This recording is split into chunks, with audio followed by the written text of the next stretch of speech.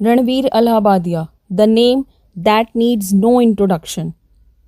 आज इस वीडियो में मैं आपके साथ कुछ ऐसी लर्निंग्स शेयर करूंगी जो मैंने रणवीर की लाइफ से सीखी हैं।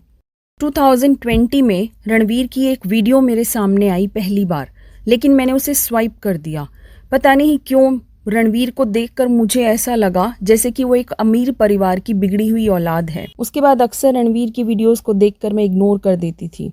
फिर एक दिन उनके एक चैनल से एक हॉरर पॉडकास्ट मेरे सामने आया and I am fond of horror stories, तो इसीलिए मैंने वो पूरा पॉडकास्ट देखा। उसके बाद मैंने अलग अलग फील्ड्स पर अलग अलग गेस्ट से कुछ और पॉडकास्ट सुने and I started liking his questions. उस वक्त मुझे फील हुआ कि he is sincere, he has deep knowledge and he respects his guest, he is eager to learn. इस नॉलेज को, अपनी लर्निंग्स को केवल खुद तक सीमित नहीं रखना चाहते, बल्कि सबके साथ शेयर करना चाहते हैं। और यहाँ पर मैंने अपना पहला लेसन सीखा। First impression is not always the last impression.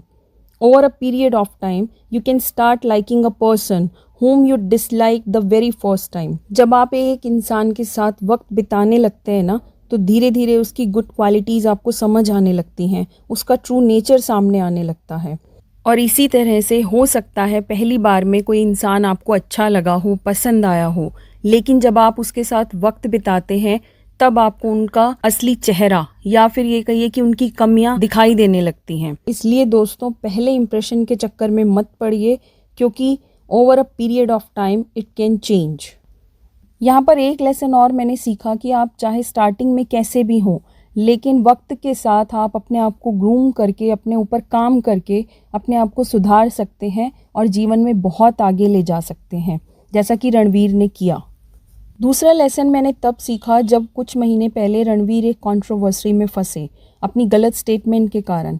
लोगों ने मौके पर चौका मारना शुरू कर दिया और उनके प्रति हेट्रेड फैलानी शुरू कर दी। आई अंडरस्टैंड कि जो उन्होंने कहा वो बहुत ही गलत था, लेकिन यहाँ पर समझने वाली बात यह है कि लोगों के मन में कितनी नफरत और गुस्सा भरा हुआ है। आप चाहे कितने भी अच्छे हों, कितने भी अच्छे काम कर रहे हों, लेकिन आपकी एक गलती आपके पतन का कारण बन सकती है। हालांकि कुछ लोगों ने उनके प्रति काइंडनेस भी दिखाई, उन्हें माफ़ भी कर दिया, और सच में दुनिया चल भी ऐसे ही लोगों की वजह से रही है जिनके दिलों में नफ़रत नहीं बल्कि दया, करुणा, प्यार और क्षमा है।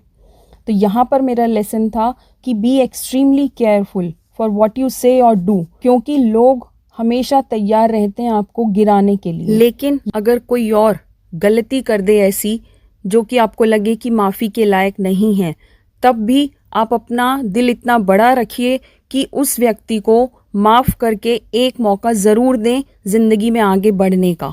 वैसे भी गांधी जी ने कहा है, पाप से घृणा करो, पापी से नहीं। इसलिए गलती करने वाले इंसान को सुधरने का एक मौका मिलना उसका अधिकार है।